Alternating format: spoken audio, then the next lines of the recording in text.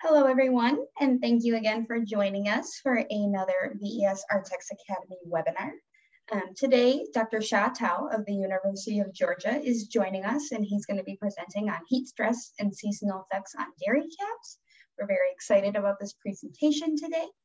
Before we go ahead and get started, I just wanted to put out a reminder that if you have any questions throughout the presentation, please type them in the Q&A panel at the bottom of your screen, and we'll answer them at the end of the presentation.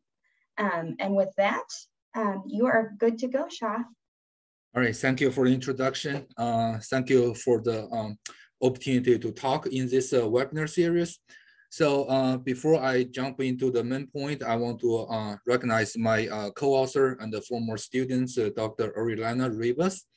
So this is her, and this is basically how she spent the Christmas here while working at the University of Georgia with animals and in the farm. So most of the data from our laboratory shared here in this presentation will be from her dissertation.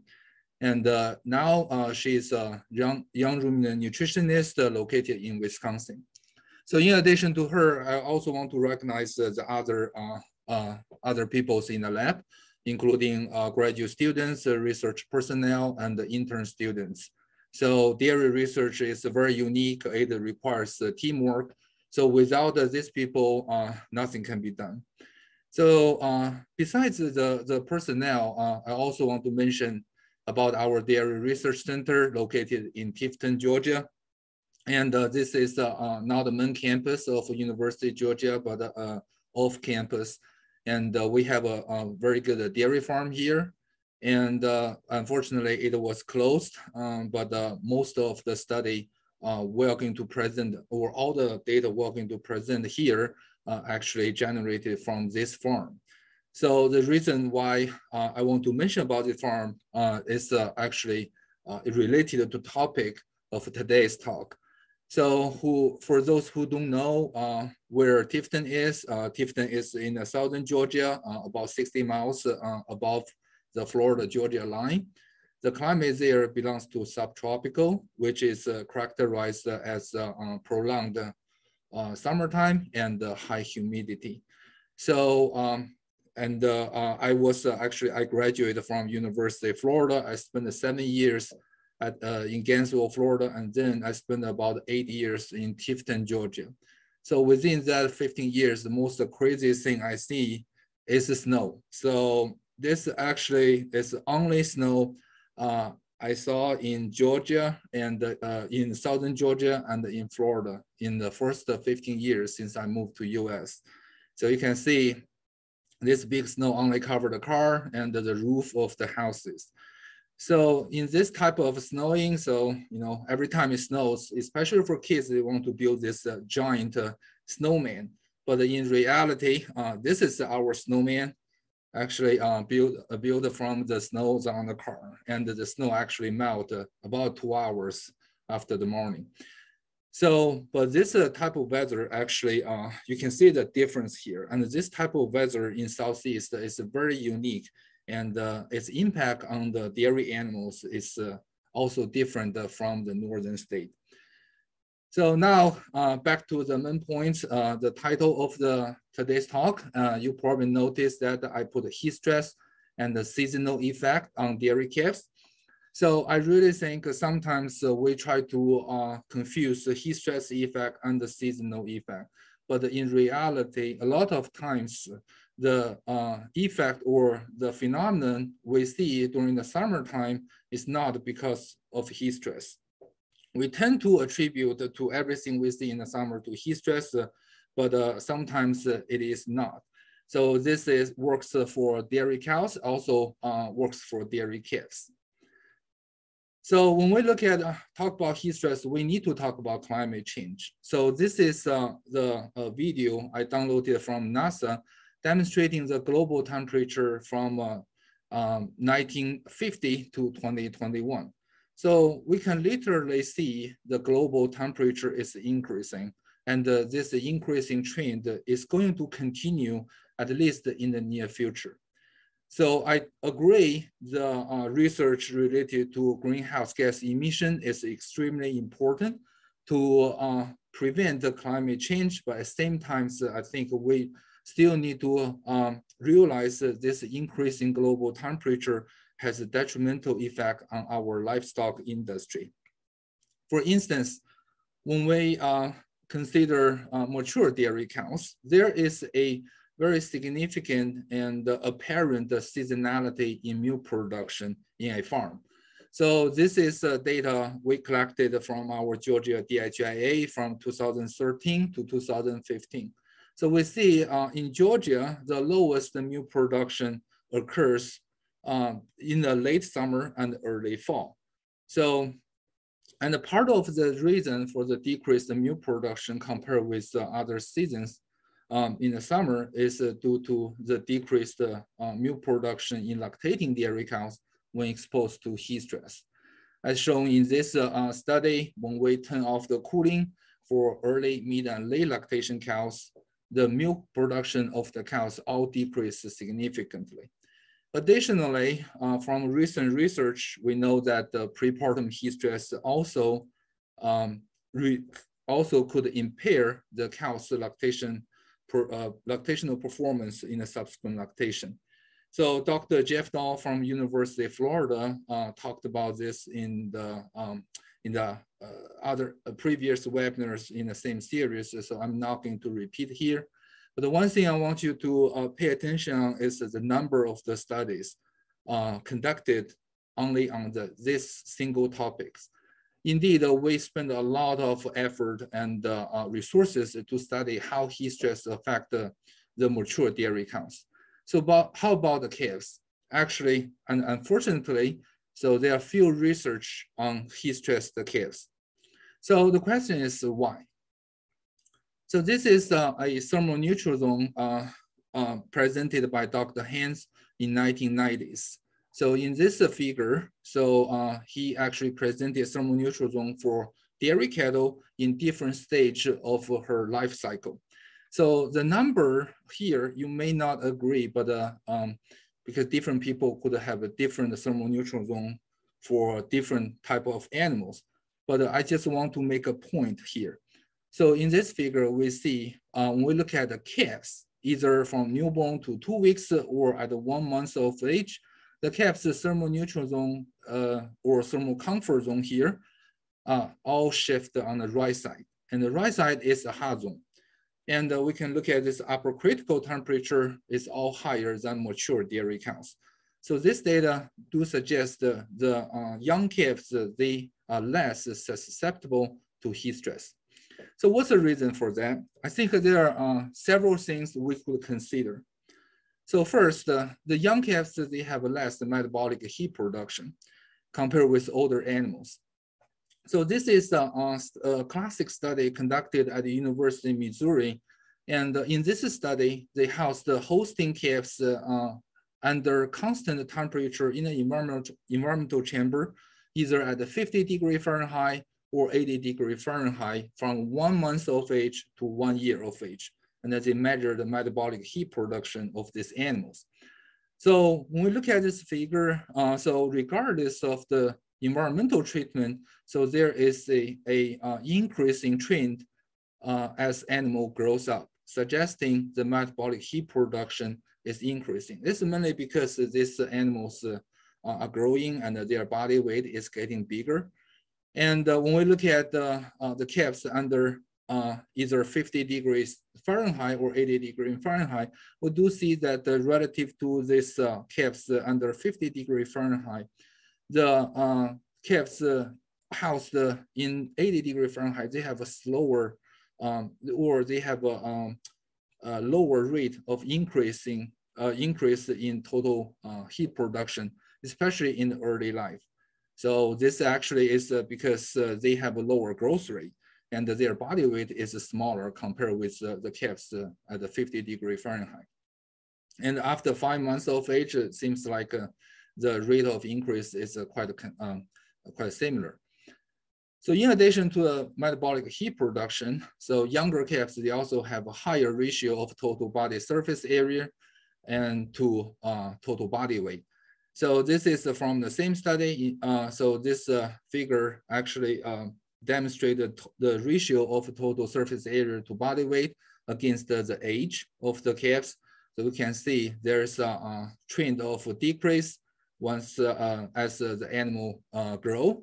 But the point here is that when the animal is young, so they have a higher ratio. This is beneficial to dissipate the metabolic heat. So the other parameter I think is interesting to see is the ratio of total heat production to the total surface area. And we can see this when we plot this ratio against the age of the calves, there's an increasing trend from 1 month of age up to about 5 months of age, and then seems it plateaued. So this lower ratio indicating these calves, the young calves actually have a higher ability to dissipate metabolic heat. For instance, so what that means is at the 1 unit of the body surface area, the younger calves, they have less metabolic heat to dissipate compared with older calves. And this will put the young calves in a very good position to deal with heat stress. So they do have they are actually less susceptible to heat stress compared with older animals. Although they can tolerate heat stress better than older animals, the neonatal calves also experience heat stress. For instance, when we look at these calves, clearly she is panting. And similar to the adult cattle, so when calves were exposed to heat stress, they also have a pretty significant physiological responses. So in this study conducted by Dr. Hill and the co-authors and published in 2016, they measured the tail temperature as a proxy of body temperature of a pre-weaned dairy calves at the 3 environments, at the cool environment, moderate, and hot environment. So what they did here is they utilized this eye button thermometer and put this thermometer behind the tail against the rectum, and they could measure the tail temperature continuously within a 24-hour period. So when we look at this data compared with the calf from or housed under the cooled environment, the calf housed under the hot environment, they indeed have a much higher tail temperature. So this suggests that when the calf is exposed to heat stress, so they do accumulate heat load, extra heat load, which increase calf's body temperature. So this is a very good study, in my opinion, and published in 1980s. So in this study, they housed 3 pre-weaned dairy calves in the environmental chamber and with a different ambient temperature and measured the evaporative cooling. So we can see from these 2 figures, when the ambient temperature exceeds about 20 degrees Celsius, the calves, the evaporative cooling of the calves through either respiratory tract or through the skin increased, suggesting the evaporative cooling is initiated around 20 degrees in pre-weaned dairy calves.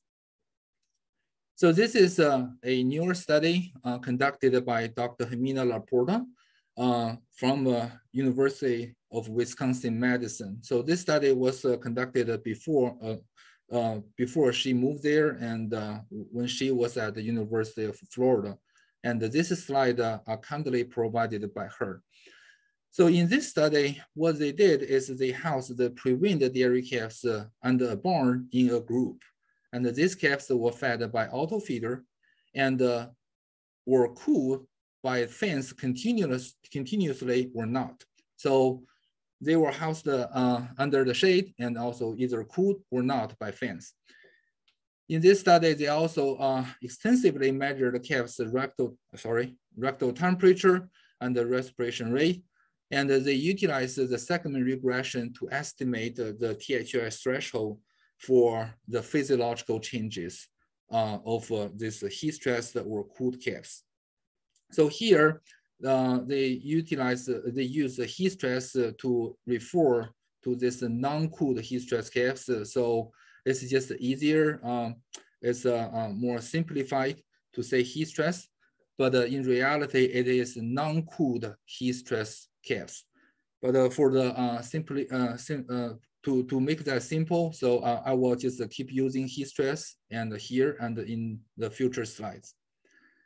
So let's look at this regression analysis. So let's try to pay attention on this red line, which represents this heat stress calves without cooling. And when they use the rectal temperature as a trait to determine the breakpoint of the THI, they identify when THI above 67, so the calf's body temperature start to increase. However, when they utilize the respiration rate as the main trait to identify the threshold, they identify the breakpoint is about 65 THI. And when they use ambient temperature to identify breakpoints, or sorry, when they try to identify ambient temperature breakpoints, what they see is about 20 degrees Celsius. So if you remember the conclusion from the last slides, so the calves were actually initiate evaporative cooling around 20 degrees Celsius. So both experiments are quite consistent in this regards. However, there are a couple points that I want to mention. So first, so this in the last experiment, the experiment in the last slide and this experiment, the calves were either under in the environmental chamber or under the barn. So if this value still apply to the calves in the hatches and the rest outdoor, it's still unknown. Additionally, so this breakpoints like 20 degrees Celsius or THI 65, indicating the temperature, the temperature when calf feel the heat to start increasing the evaporative cooling. That now means that the calf start to reduce their growth rate. So it's just a different things. So with this evidence, we do know that heat stress, the calf could feel the heat. But the next question is, how does the heat stress affect calf performance? So unfortunately, there are very limited research in preweaned dairy calves and how heat stress influence preweaned dairy calves. But in contrast, there are a little bit more research in growing cattle. So in the following slides, I will try to cover both preweaned calves and the growing cattle. So this is a study published several years ago. In this study, they utilized Holstein growing calves aged from 6 to 7 months of age. And in this study, they house all the calves in the environmental chamber, either under thermonutrient condition or heat stress condition. So in the, if you look at this in the heat stress condition, the temperature range is about 30 to 41 degrees Celsius, and THI is 77 to 88. It is really hot, but I think it does make a point to demonstrate how heat stress affects the cattle. So in this study, compared with thermonutrient calves, the heat stress calves, they have a lower dry matter intake and also have a lower average daily gain. So in this study conducted at the University of Arizona, so they utilize the Holstein bull calves aged from 4 to 5 months of age. And similarly, they house the calf in the environmental chamber under thermonutrient condition or heat stress condition. So in this study, similar to the last one, compared with the thermonutrient calves, heat stress calves, they have lower dry matter intake and average daily gain. So this is a newer study from Cornell University, and it's in the abstract form. So in this study, they use just the weaned dairy calves aged around 70 days of age. So in this study, they also housed the calves under thermonutrient condition or heat stress condition. And similar to the previous studies, relative to thermonutrient calves, the heat stress calves, they have lower average dry matter intake and average daily gain. So at least from these studies, the there are clear evidence to show heat stress reduces growth performance in weaned calves. So how about the pre-weaned calves? So at least to my knowledge, there's still no study conducted in the environmental chamber to carefully examine how heat stress affect the calves, pre-weaned calves growth performance. So one study I found, this interesting study I found is in a thesis form from Texas. So in this study, they housed the pre-weaned bull calves either under non-heat stress condition. So in this treatment, they house the calves indoor, but try to maintain a thermoneutral condition. It's not exactly the thermoneutral condition, but the PHI is lower than the other treatment. And the other treatment, they call it the heat stress treatment. So this treatment, they house the calves outdoor under natural heat stress condition in Texas. So when they look at this respiration rate in the afternoon, they do observe that relative to this non-heat stress animal, the heat stress animal, they have a higher respiration rate. However, when they look at the rectal temperature, they see some interesting observation. And during the morning time, this non-heat stressed animal, they actually have a higher rectal temperature compared with the heat stress animal. And in the afternoon, so the heat stress animal, they have higher rectal temperature compared with the non-heat stress animal. So in the interpretation here is that the night cooling probably is compromised indoor. When they look at the performance relative to this non-heat stressed animals, the heat stressed animals, they have a lower feed consumption during the pre-weaning period and also have a lower body weight. So seems like housing animals indoor do help them to grow. However, couple of things to mention here. So because this experiment clearly have a location effect. So when we house the calf outside, so we basically put them in a different environment compared with calves housed inside. For instance, the photo period, the rainfall, the flight density. So everything could also influence the calf's performance. Although I think heat stress play a role here, but I also think so the other environmental factor could affect the result. So it's not just the heat stress. So this is a study conducted in Ohio summer. So in the pre-weaned, using pre-weaned calves. So in this study, during the experimental period, the average ambient temperature is about 22 degrees Celsius, ranging from 9 to 36 degrees Celsius. It's a big temperature swing. And in this study, all the calves were housed in the wired hatches under a nursery barn. So they are all under the shade. And half of the calves were cooled by fans from 8 a.m. to 5 p.m. and the other half were not. So when we look at the respiration rate compared with the cooled calves, this heat stress or non-cooled heat stress calves, they do have alleviated respiration rate, especially during the pre-weaning period. Do suggest that these calves, they carry more heat load during the summertime, and suggest that the fan, cooling by fan, can reduce the heat load of the animals. So when they look at the average daily gain up to 56 days of age, they do observe that relative to the this cooled calves, this heat stress calves, they have a lower or about 20% lower average daily gain and the feed efficiency. So one thing I want to point out here is that in this study, all the calves were completely weaned at 42 days of age. So this data up to 56 days, including both pre-weaning and post-weaning period. And only from this study, we cannot tell if this improvement by cooling, fan cooling is due to the improvement in the pre-weaning period or post-weaning period or both. So, but overall, it's beneficial. So this is a newer study conducted at the University of Florida by Dr. Hamina Laporta's lab. So in this study, they performed a 2x2 factorial arrangement experiment.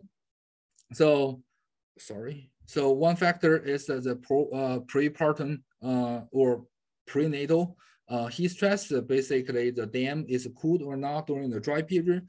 And the other factor is the heat stress, the cooling during the postnatal period. So the calves will either cool or not during the pre-weaning period. So these calves were housed in a group under a barn and fed by the auto feeder.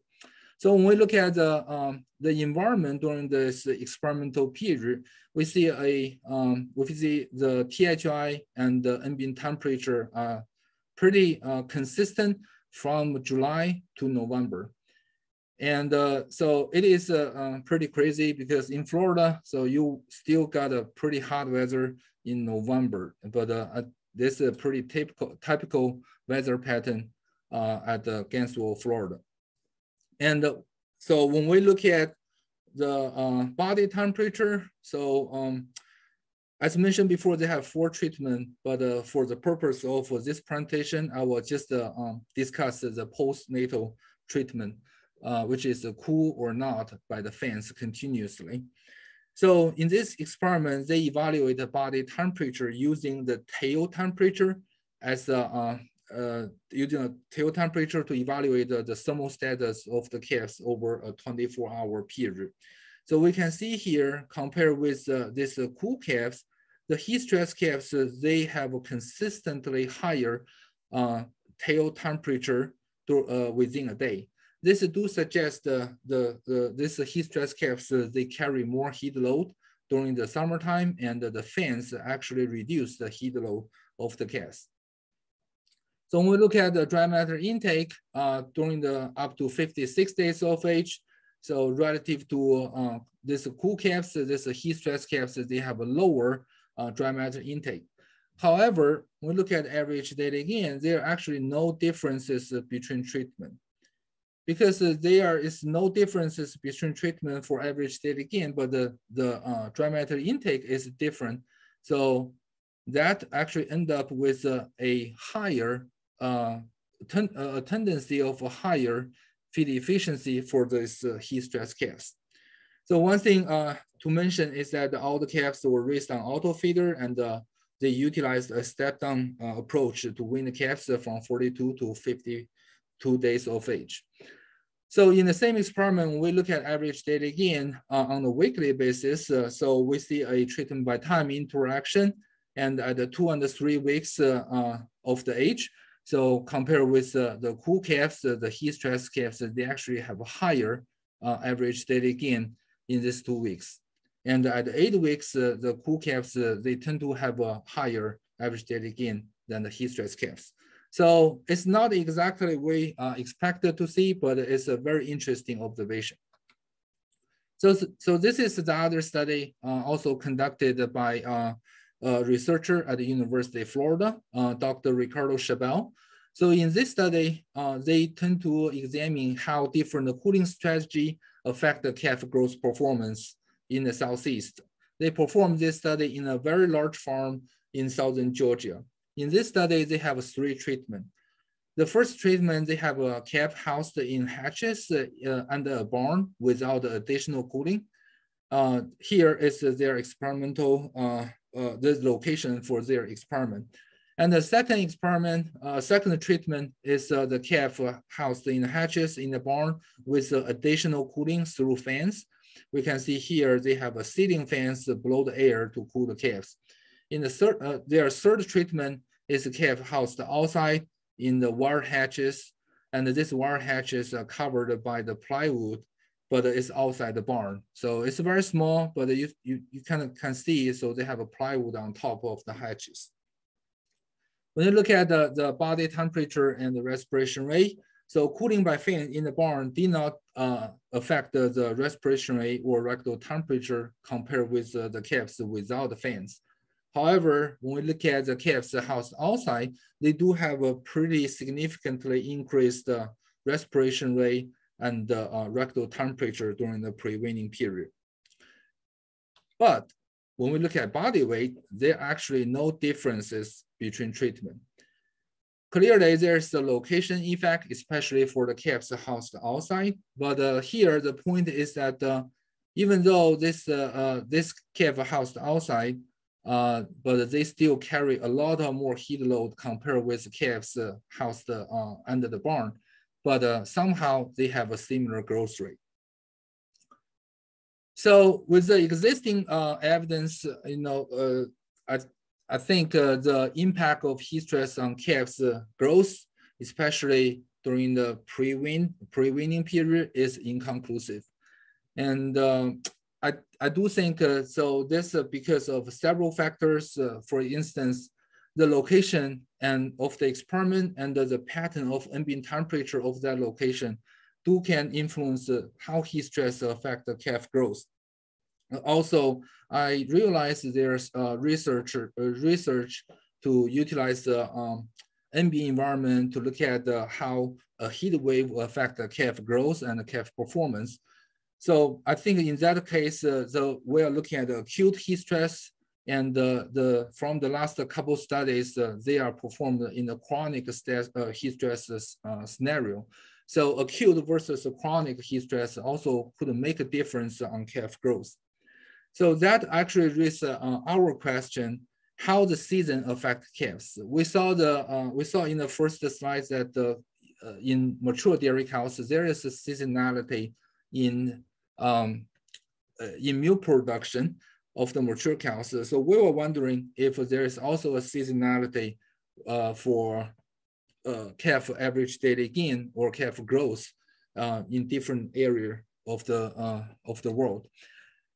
So to talk about his seasonal effect on dairy calves, so I want to point out that during the summertime, the postnatal heat stress is not the only environmental factor that could influence calf growth. For instance, there are several reports consistently indicate the prenatal heat stress could impair the calf's growth performance before weaning. Also, there are some study demonstrated that the postnatal day length could affect the calf's performance. Specifically, long day photo period can improve animals' growth performance before weaning. Also, a lot of times we tend to forget about rainfall, but it's kind of important in a lot of areas. So increased rainfall could affect the bedding quality and perhaps will affect the disease incidence and flight density. So just want to mention that during the summertime, it's not only about the postnatal heat stress. For instance, in this experiment, so this experiment is conducted in large Mexico dairies. So what they try to do is to look at if there is a seasonality in calf growth. And let's look at the environment of this study, the region of where the study is conducted. So we can see if we look at the ambient temperature, the highest ambient temperature occurs about from May to August. But when we look at the average daily gain of the pre-weaning calves, so the calves born in August and September, they actually have the lowest average daily gain. So here, the month here is a month of birth. It's not the actual month where the pre-weaning period is a month of the birth. So we can see in here, in August and September, if the calf or calf during these 2 months, they may have the lowest average daily gain compared with the other months. So it's not exactly match the highest ambient temperature. So I do think that reflects the detrimental effect of prenatal heat stress on calves' performance. So in contrast, in this study, where the authors utilized the national USDA National Animal Health Monitoring System, Dairy 2014 study, to try to sort out the relationship between calves' average daily gain and the average THI during the pre-weaning period. So in this study, they enrolled 100 farms in this state, which is colored here. and perform this analysis. So what they found was that when the average THI during the pre-weaning period about 7 days, the calves will have the lowest average daily gain, suggesting, at least in this experiment, suggesting the calves, the heat stress condition during the pre-weaning period could negatively affect the calves' growth during the summer. So I want to draw attention here. So in this study, they have over 100 farms in this state, but we noticed that there's no farms in Texas and also in majority of the state in the Southeast, especially in the deep South state like Florida and Georgia. So we're also interested in how the season affect the calf growth. So we performed a couple preliminary studies in Southern Georgia in Tifton. So in the first study, we enrolled calves during the summertime from June to October 2016, and also calves from the winter time from October 2016 to April 2017. Just want to clarify here. So when we talk about the seasonal effect in the Southeast, so we normally refer to 2 seasons, the hot season and the cool seasons. We really don't have 4 seasons here. And so our winter is much mild compared with the winter in the northern state. And so in this study, we have all the calves will receive the same nutrition and the similar management. So the only thing different is the season. So when we look at the body weight data from this experiment, we see during the pre-weaning period, so we wean the calf starting at 42 days. And so we can see during the pre-weaning period, so there are actually no seasonal effect on animals' body weight. And however, we do see that relative to calves raised in the winter, the calf raised during the summer, they start to have a lower body weight after weaning. And when we look at average daily gain, we also did not see a similar trend or consistent trend how season affect the calf growth. And when we look at the environment while we're doing this experiment, we see something interesting. So this is the plot temperature, daily maximum and minimum temperature plot over a year during this 2 experiment. And the shade area is when the experiment was conducted. So we can see during the summertime, which is right here. So the daily minimum and maximum temperature is relatively consistent. However, when we look at winter, this is where the craziest thing happens. We see a lot of day-to-day variation in ambient temperature, and we see a lot of within a day variation in daily temperature, in ambient temperature. So it is an interesting observation. So following this study, so we conducted our second preliminary study. So in this study, we actually performed a more controlled study. And in the summer trial, we enrolled calves from May to October 2018. And in the winter, in the trial, it happened from November 2018 to March 2019. And in both seasons, we have 48 calves. So in this calves, we measure calves' rectal temperature and the respiration rate on a weekly basis. We can see here, relative to calf raised during winter, the calf raised during the summer, they have a higher rectal temperature and the respiration rate. This do suggest that the calf raised during the summertime, they carry more heat load compared with calf raised during the winter time. When we look at dry matter intake, we actually did not see any differences between season. And look at the body weight, we see, although there's a tendency at 2 weeks of age, but you can see these 2 lines are basically like each other. So there's no big differences observed. And when we calculate the average daily gain, we do see at the 3, 5, and 9 weeks of age, relative to calf raised during the winter, calf raised during summer, they actually have a higher average daily gain. The number is relatively small, but it's statistically different. So when we look at the daily average temperature plot during the 2 experiments, we see interesting observations. So in the summertime, we see that we see a consistent daily average temperature. Sometimes there are some variations here, but relatively, we see the daily average temperature is between 25 to 30 degrees Celsius. However, when we see the winter, although the average temperature is lower, but we do see a lot of day-to-day variation.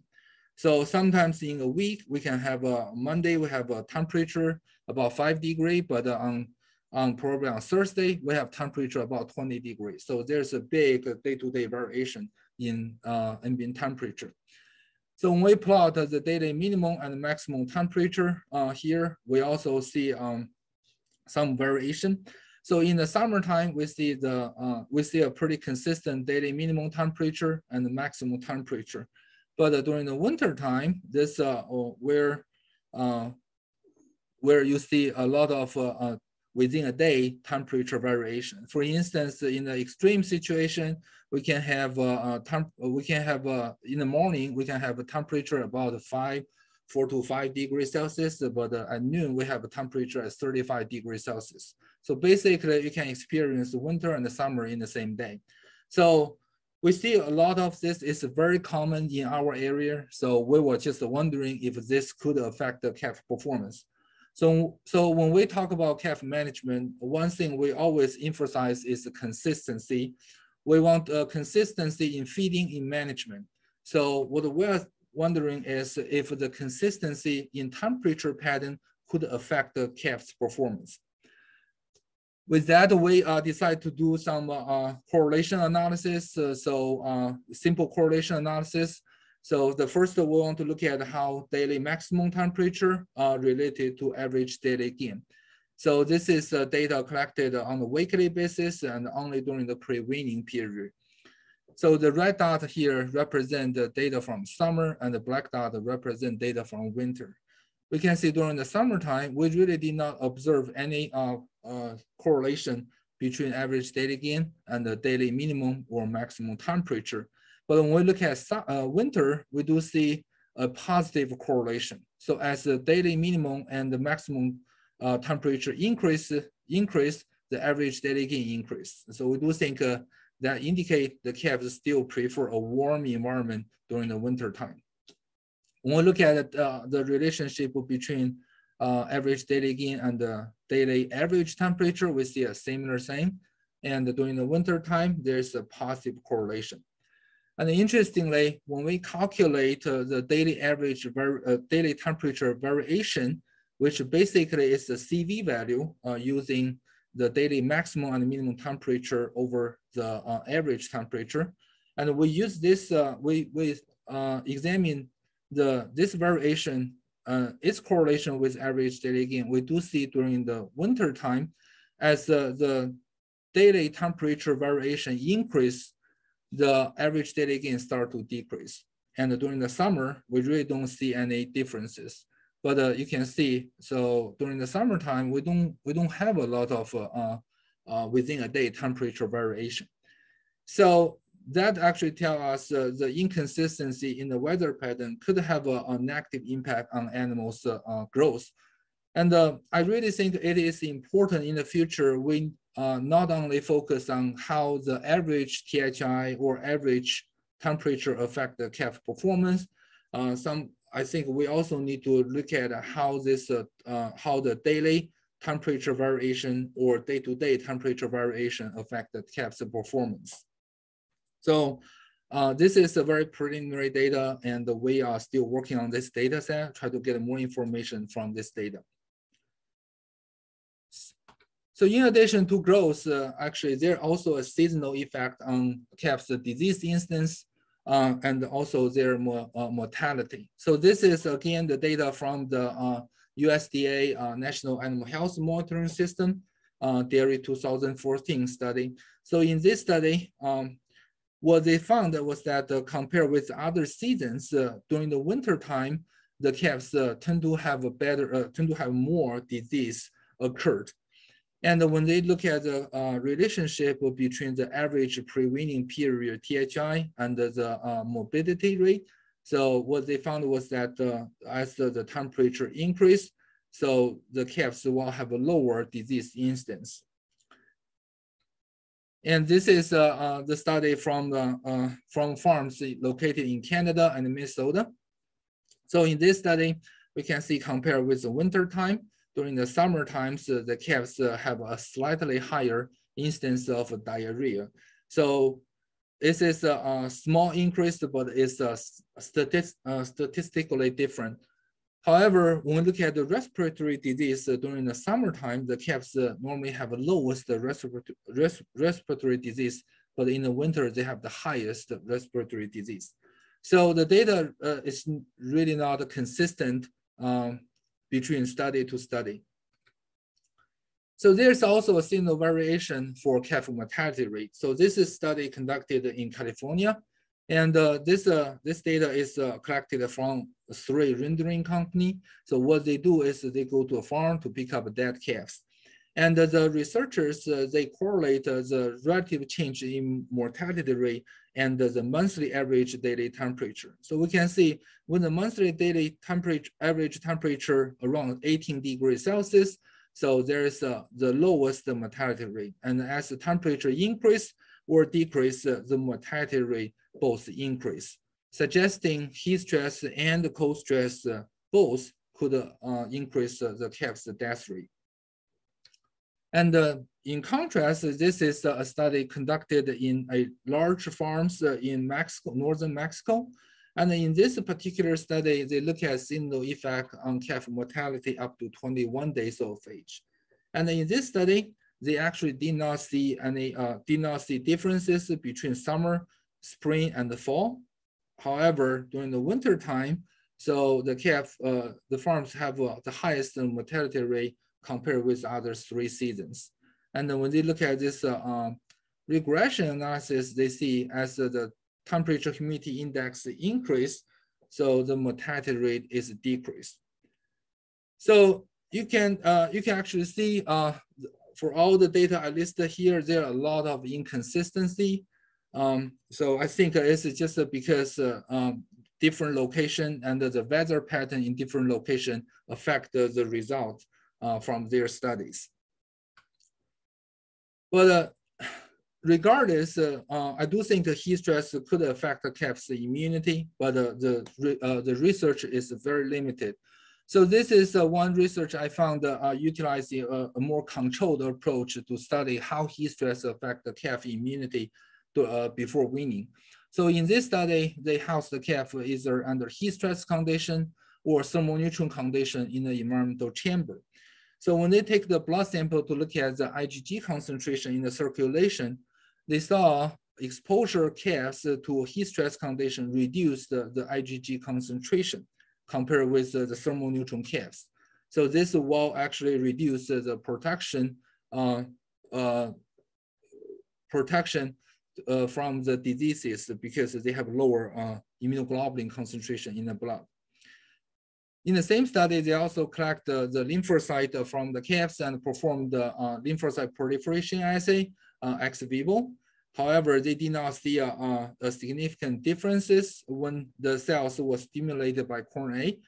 And when the cells were stimulated by PHA, so what they see is that at 7 days of the experiment, this heat stress calves actually have a higher proliferation compared with thermoneutral calves. So also in the same study, they performed this delayed type hypersensitivity response to mycobacterial tuberculosis. And in this small assay, what they found was that compared with this thermoneutral calves, the heat stress calves, they have a lower response.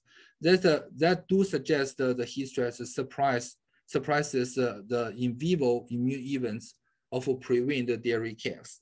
However, only from this study, we cannot differentiate which cell type is most influenced in vivo. So this actually the only study I found to clearly demonstrate how heat stress influences the calf's immunity, especially for preweaned dairy calves. So by this point, you probably all confused. What's the impact of heat stress on the calves? Honestly, I don't know either, but I think this, the research here is very limited. However, I do think it is necessary for us to mitigate heat stress during the summertime is also for the calves, because as we saw before, so the different management strategy can reduce the calves' body temperature. So I do think that will improve calves' welfare and perhaps will influence the calves' immunity and health. So I don't think I have a lot of times left, but I will just very briefly talk about some potential approaches, in my opinion, that can mitigate heat stress in the summer. So from the management standpoint, I think we need to clearly utilize dry and clean bedding. So I think it's important because this could definitely affect the disease incidence in the summertime. Providing shade, it has been researched that providing shade can reduce the internal temperature in the hatches and also can reduce the respiration rate of the calves. And improve ventilation, although we demonstrated that at least in the Southeast, the cooling by fans did not necessarily improve calf growth, but it does reduce the calf's heat load during the summer. It's still beneficial. So if you cannot utilize fans, we also can alleviate hatches to improve natural ventilation. So from the research related to hatch alleviation, the researcher found if we alleviate the hatches, so we can improve the air quality inside the hatches and slightly reduce the hatch temperature. But I really think this is the biggest benefit here is the improved air quality, not necessarily for heat stress. So nutrition, from the nutrition standpoint, water clearly is the most important thing, and we need to replace water as frequently as we can. And so there are different research demonstrated that increasing the amount of milk replacer fed to the calves during summer could improve the calf growth. But the one thing I want to point out here is that especially during the summertime, you cannot feed it too much, because when you feed it too much, you may also get some metabolic issues. For calf starter, so we want to keep that fresh, and from some limited research, we know that seems like increasing the water content of the calf starter or reduce the dry matter content of the calf starter can improve calf growth during the summertime. So with that, just to conclude this presentation, the preweaned calves can experience heat stress, and they can initiate evaporative cooling around 20 degrees Celsius. And the impact of heat stress, at least in my opinion, on growth performance on the preweaned dairy calves is not confirmed. And I really think the day-to-day and within a day temperature variation can affect the calf performance. So I think in the future, when we do research, look at how environment affect the calves, we need to consider these variations. And heat stress can affect the calf's immunity, but we need to identify how heat stress affect calf's health a little bit better than the current knowledge. So with that, thank you. I know I'm over time. Sorry about that. Would love to take any questions. Thank you so much, Sha. At this point, we do not have any questions, but I'll give it a few minutes just to see if any come in. And while we're waiting for that, I just wanted to thank Sha so much for his presentation. I think it was a really intriguing topic that I think we all know that we need to learn more about. As well as I wanted to also invite everyone to our next webinar, which will be held on March 11th at 11 a.m. Pacific time. It will be on how heat stress, as you can tell this quarter, we are focusing on heat stress effects on milk quality and composition. And that will be with Dr. Mike Brook of Kansas State University. There will be an invite that will pop up on your screen after this presentation. So again, if you have any questions, please put them through the Q&A panel, and we will just give it a minute or two. And if not, we will wrap up then.